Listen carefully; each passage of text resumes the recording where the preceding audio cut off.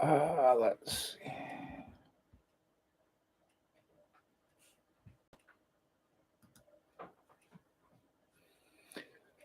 Hokey doke. I think I got everything all set up. Hi, Javi. How you doing? Is the sound and the audio okay? Hi, John. Good morning. Hi, Abdul. Good to see you guys. Sound and video okay? Hello, another John. How are you? Okay, audio and pics all good. Thanks, John. Hey, Canadian Watch Monkey. Good morning. Of Essence of Time. Hey, Rich. Flippin' Zippo. You're early today. Okay, guys. I I think it's it would be a good idea, sort of, to discuss um what was the worst purchase you ever made, and s- what caused it. Now, the kind of purchases I mean, I don't mean buying something and then it turned out to be phony, like a fake Rolex or something like that. But for whatever reason, you decide, well, I'm going to buy this watch, and yeah, you may not have even been too sure about it when you first bought it, but you went ahead and did it anyway. So, and then you regretted it later.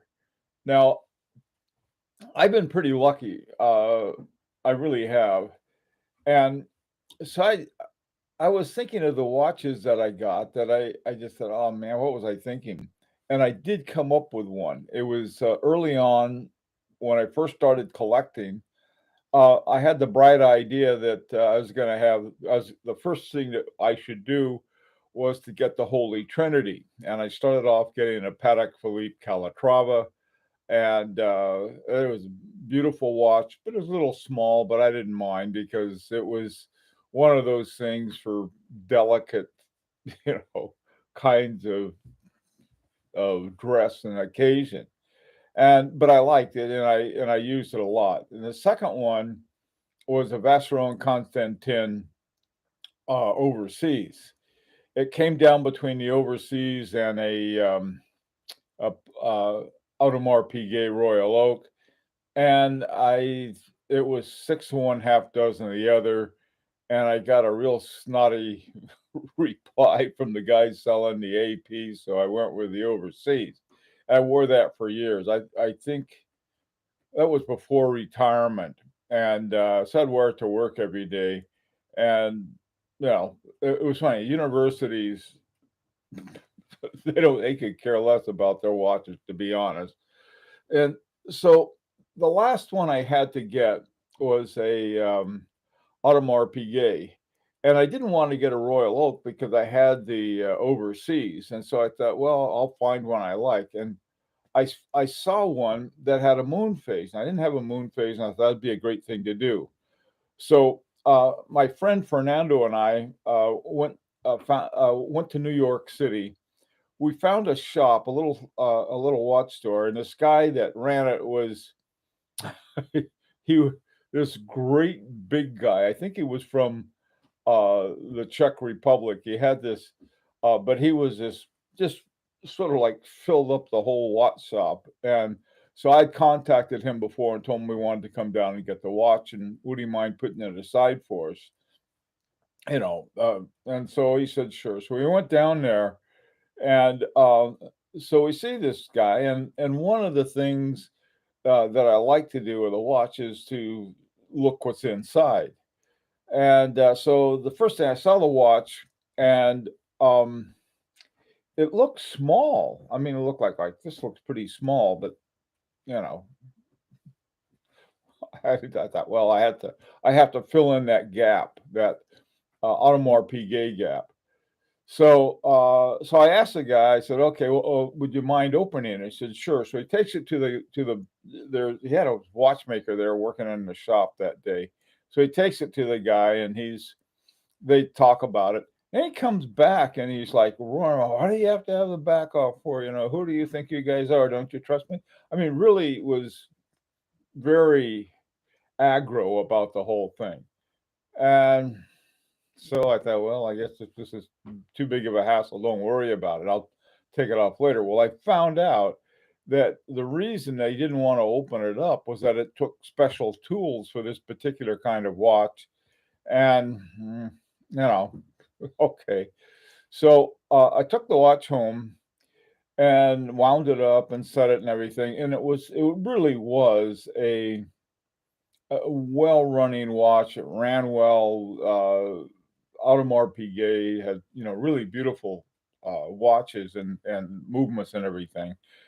But I just wasn't wearing it. It was too small, and for some reason, the dial looked crowded. I think they had in addition to the moon phase, I think they had a couple other sub dials. I forgot what they were for. And I don't think it was a chronograph.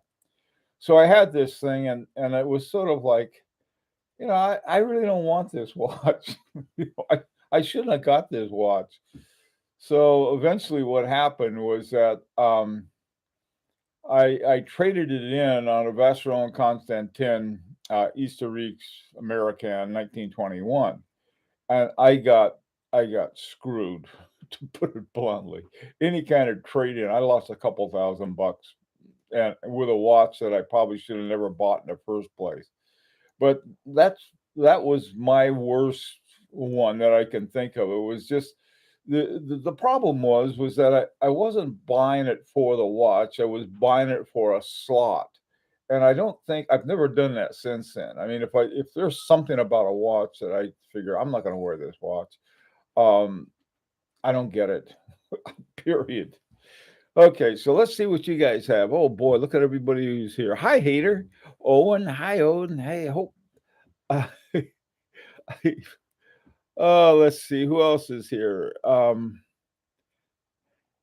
Hey, I'm a bald guy that always looking for great caps. Maybe you could do a review of your collection. My, I- I've got a door full of baseball caps that I don't wear anymore, and then I got on top of right there. You could see there's a stack of this kind of hat. Um, I added a vintage Fortis Spacemaster with a micro rotor movement. The watch came damaged, sent to DHL to handle it. Never saw it again. The seller has the money. eBay refused to help, and DHL as well. Abdul, that is not good. The reason I mean, it's doubly bad. First of all, uh, I don't know how long ago that was, but since then, if with eBay, you goes right to the evaluator, and if that thing came to the evaluator and it was busted by DHL or whomever, you should be getting your money back on that one. That's not good. DHL. The reason I like DHL is that they make paying custom fees easy. The other ones seem to not so much. UPS isn't bad, but FedEx is, they act like, there's some kind of crime going on here and you're going to have to go through all of these hoops to fix it. It's just paying customs. Whereas DHL, they give you a link. They probably skin you, taking a service fee too. But yeah, that's not good. Okay. Most of the regrets are on deals that I didn't do. I was thinking the same thing. The deals that, oh, why didn't I do this? Now I know a lot of us right now, and I'm myself included, thinking, oh man, if I just somehow figured out a way to get that FP Journe or the this or that, man, I could have made a fortune right now. Of course, those are the ones. Okay, what else is going on? Most Hey, Big Sal and Washington football fan, how you guys doing? Um, Let's see what else is you got here. Hi, Andrew. Um, Jean-Claude Beaver. How are you doing? Andre. Okay, let's see what we got. Yes, now eBay is much better in that. Yeah, eBay. In fact, I'd rather buy something from eBay than I would Chrono 24. Chrono 24 seems to have all these little upcharges. They even add a charge to the sales tax. Like, well, we got to do that because we got to handle the sales tax, and it's going to cost us. So we got to pass it on to you. Okay, let's see. eBay isn't always okay most of the time. Yeah, John, you're right. That's most of the time eBay is great, but I'm sure there. I've never had a problem with it. I've had nothing but good luck, but I have heard of people who've had terrible problems. I think the one that Abdul just talked about is one. I've also had. Well, I haven't had any fatal problems with Chrono 24. In fact, I haven't had a problem with any of them yet, and I've done some things that I would never do today. I mean, I just sort of like wired money to these guys. I didn't know who they were. You know, and I had the idea I was going to go marching down there and slap them around if they didn't send me my watch. No, I'm much more careful now than I used to be about that. Um, but like I said, is that the one that that I regretted was one I went actually down to the watch store, saw the watch. The guy gave me a hard time about opening up the back, and yet I bought it anyway. It turned the watch was an excellent watch. This is the thing, but the watch doesn't matter whether it's good or bad. If it's not one you're going to wear, you don't quite like it. Man, save your money. At least that was my lesson. Hi, Orange Hand. How you doing? Not going for a watch when I could have, like, all the girls you could have asked out in high school. Hi, Tuna. Oh, let's see. Buying expensive watches without trying on first. Omega Seamaster Professional. You know, most of the watches I get, I don't try on first. And I really haven't had a problem with that.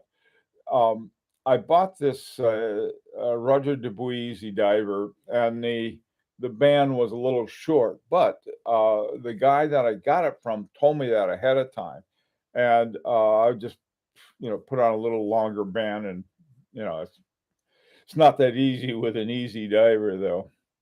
Okay, what else you got? Hi, Andrew. How you doing? Velvia man, how are you? First iteration of the Tudor Black Bay. Love the dial and the bracelet, but did not like the slab sides, which banged into everything along with your wrist. Hi, Andrew. What's up?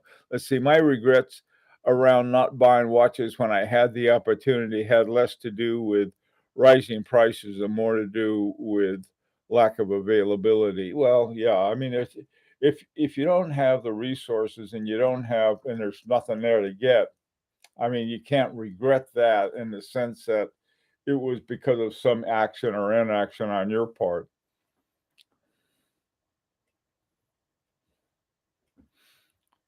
Some clangers. Tuna, you got a clanger? Let's see. Can we borrow your 4 leaves clover for deals? Yeah, hey, John. Yes, I think sometimes it may run out of leaves at the wrong time. Hi, Neff.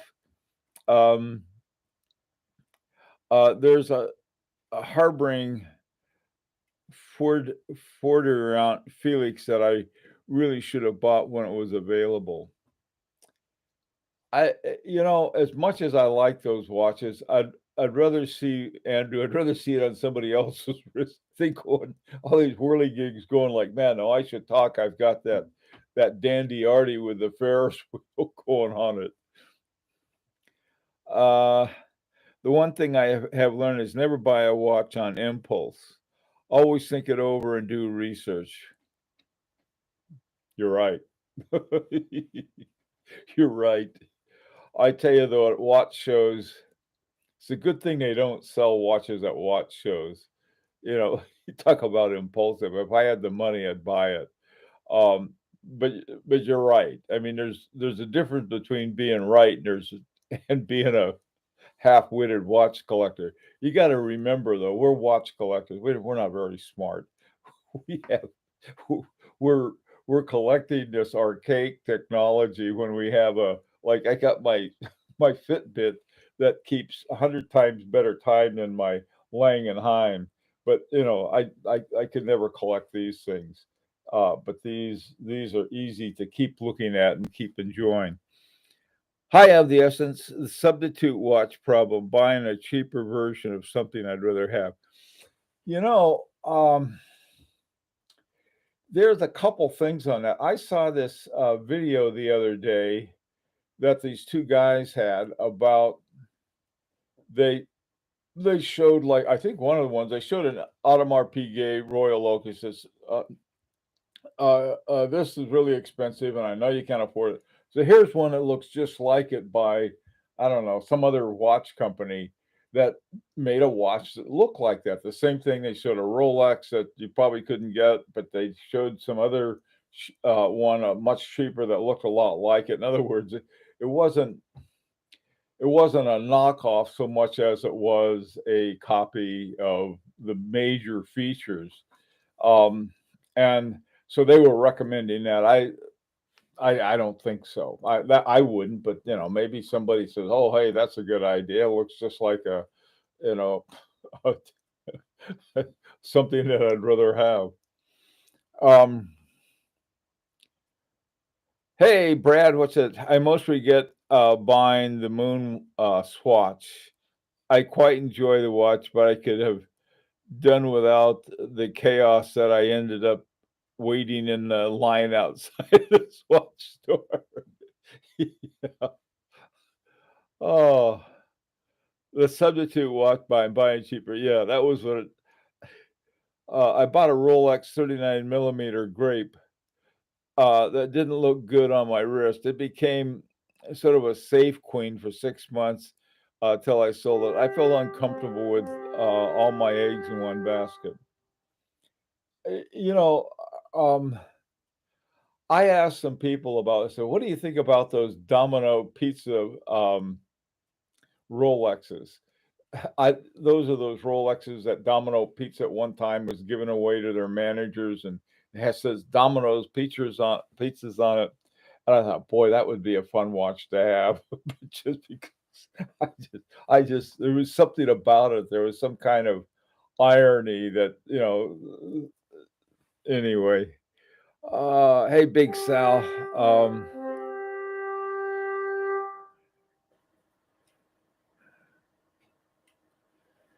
Velvia, man. Let's see. Now you came out something similar like that happened to me. I'll tell you about it in a second. But what Velvia man did, he bought a watch, didn't think much of it, sort of became a safe queen, put it away, and then sold it recently and made money on it. I had a watch that was sort of going down the same path. I love the watch. It was a great watch. I never wore it. It was very small. It was good watch, so I mean, it just was one that I thought, well, I better sell it. So I sold it, I had not sold it earlier because it was so unusual. It was one of those things that's unusual. Ended up getting double what I paid for it, and so that was sort of like dumb luck more than anything else. Robert M. Agree 100% with Abdul. Sleep on it.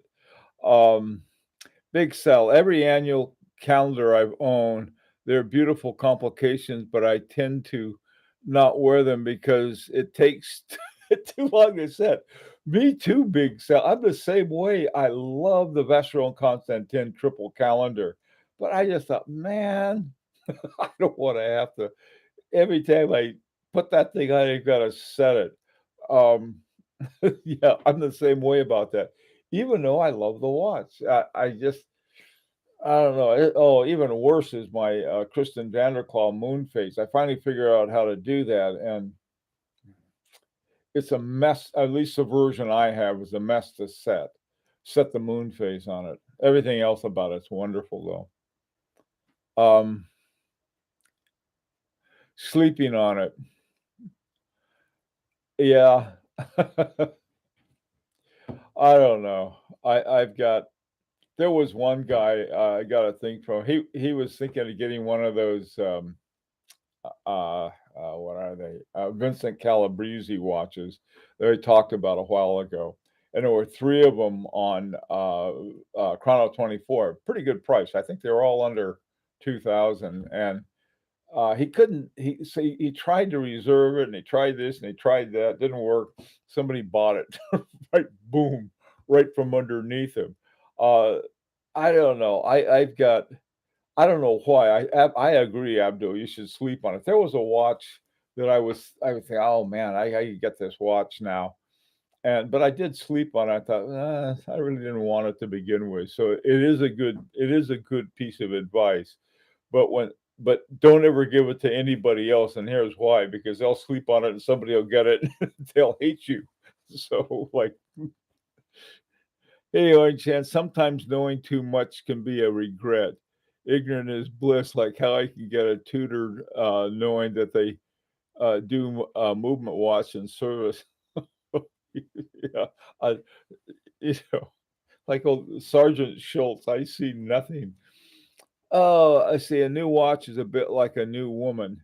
You kind of grow in love with them, and then hate them for the rest of the days. Oh my God, tuna, no. Uh, that Kevlar bezel was a pause.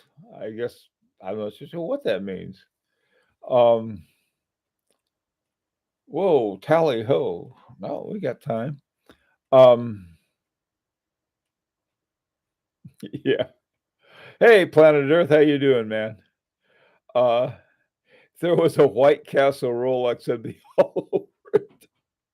Uh, could could you table the fox hunting until after this live stream? Okay. What fox hunting?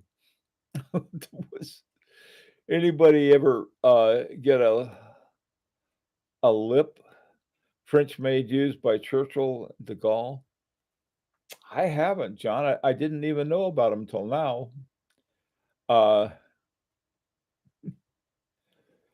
hey, Gerber, how you Geezer? Hi, Geezer. Is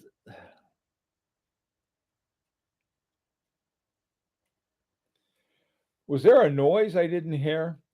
There was Oh, I know what it is. My phone. I should have put my phone on sleep. It gives a fox hunt sound trumpet when it gets something. Sorry about that. This afternoon, you go off this afternoon. Oh, hi, Dan. Hey, Lee. Uh, oh, good. That'll be cool. Uh, Lee and Rancher, a couple guys getting together who are in the same area. Um, that is, I mean, that's something we've tried to do a few times in the tri-state area where we're going to meet. Maybe meet up in Greenwich or something. But I don't know. The pandemic has put the kibosh on just sort of the plans. Even though I think everybody is vaxxed and vax mask and set up. Um, for annual calendar people and moon phase people, you ever consider a watch winder? Definitely works. Yeah, that's what I do, essence of time. I put my uh Kristen Vanderclaw, once I get it set, it's in there now. Ah, Christopher, my very first buy, nice since I am addicted. Okay.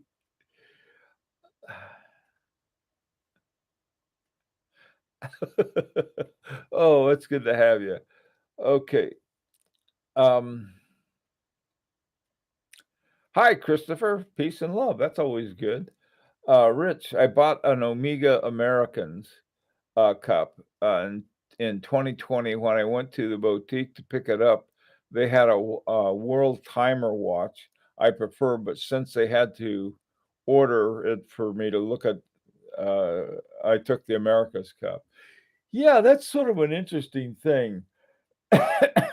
Um, yeah, Rich, I think you probably did the noble thing, but, I would have probably thought, "Hmm." Um, let's see, random question. If you could buy only one watch for the rest of your life, which would it be? Which brand? Man,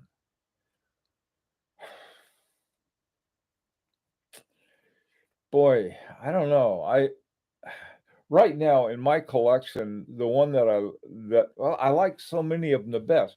This is one I like best. This is like Langenheim Frederick the Second. I could live forever with this one. My FP Journe, the Chronomet Souverain. Not the Resonance is really a great watch, but it's more fun to. I worry a lot wearing that. Another great watch I like is my Urban Jurgensen, my Vacheron Constantin 1921, my H. Moser uh, Endeavor, but I like the double hairspring too. I mean, I just and my uh, what's it, Van Cleef and Arpels RDC Edward Dayer. That's my time here and time elsewhere. That watch is just one of an amazing watch. So the answer to that is I would have a very hard time. It's sort of like, if you got if there's one seat left in the lifeboat, which kid would you put in it? You know, it's not. It's sort of one of those questions that's very hard to answer. Um,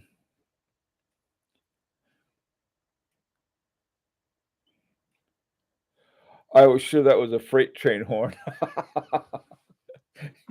I the thing is that my phone is sitting right next to my microphone. So let's see. Um,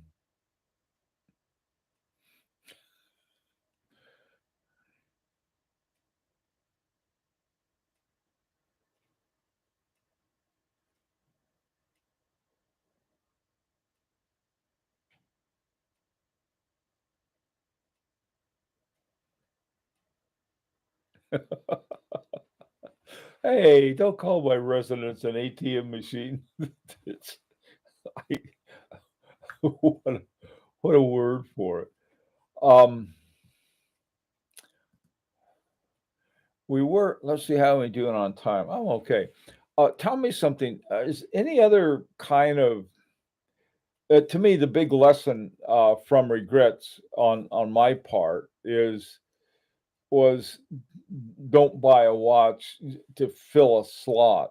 In other words, don't buy any. You have a slot to fill. Don't buy any watch. And sometimes too, I bought the one of my slots I had was the regulator slot, and I really, really liked the Laurent Ferrier regulator, but that thing's like 30 or 40,000 bucks. And so then I found this one, my $200 perpetual from this guy in Hong Kong.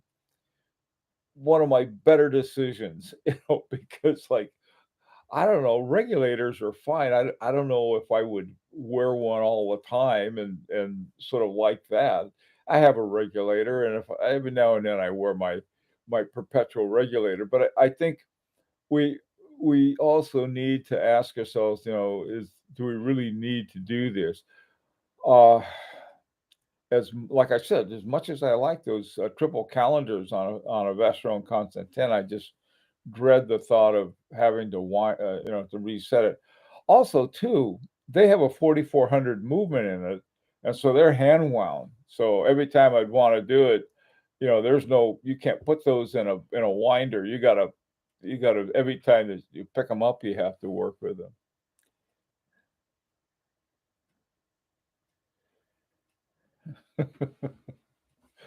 Boy. Oh, um, oh, geez. Okay. Um,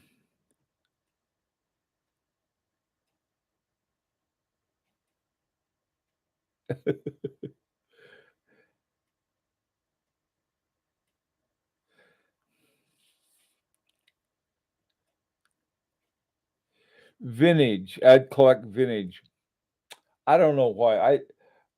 I have a couple of vintage ones, and I'm just not into vintage.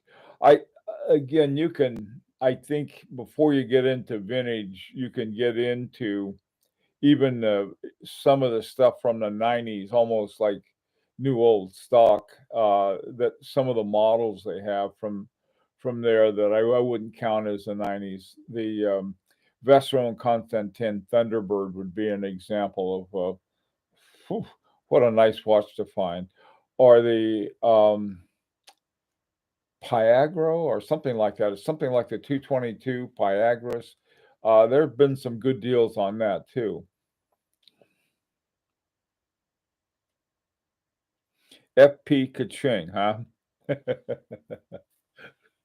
The wisdom of fracking golds. Let's see.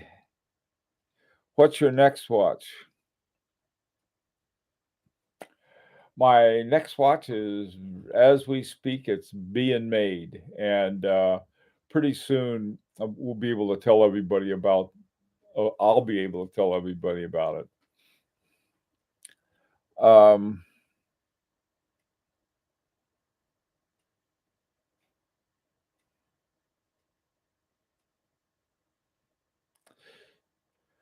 Of the essence of time, any regrets of having too many watches?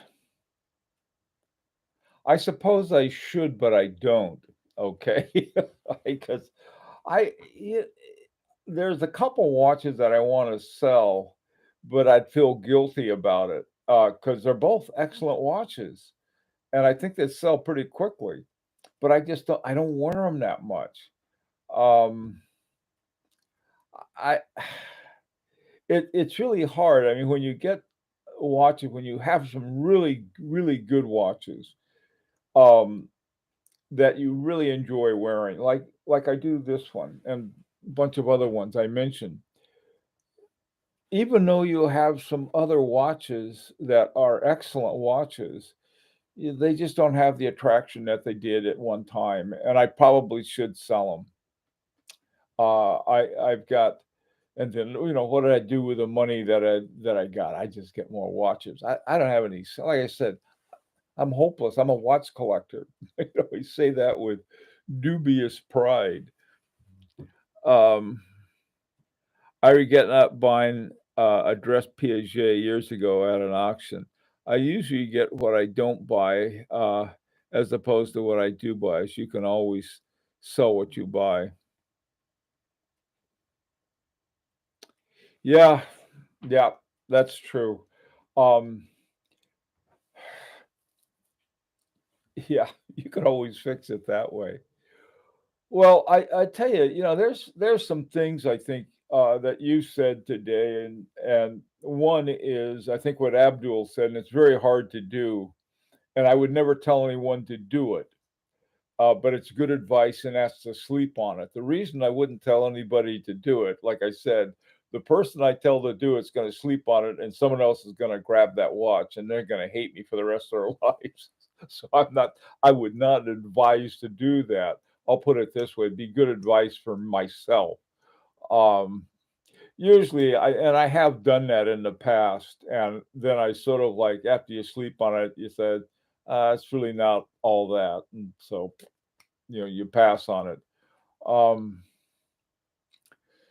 it I think the other thing that somebody mentioned, it wasn't me, but one of you guys said, learn as much as you can about a watch before you get it. That is, I've always believed that, and I think that's a very good thing. Somebody mentioned to try it on. I think that's good advice if you can do it, but the way the internet is now, it's really hard to do. With especially with the best buys. Trying to think what else. Yeah, I think I don't know if it's good advice or not, but to fill a slot, don't just get any watch to fill the slot. Get one that you really think you're going to wear and you're really going to enjoy. Okay, way past frying pan. Oh my goodness. All right. Sorry guys. Thanks for all of your tips and everything you came up with. I hope I may have missed some of them, but appreciate it. And hey, what I'm going to talk about this afternoon is the opposite. What was the best watch buy you made in terms of a watch that you really enjoy having, you still enjoy having? We'll talk about that this afternoon if you're up to it. Take care.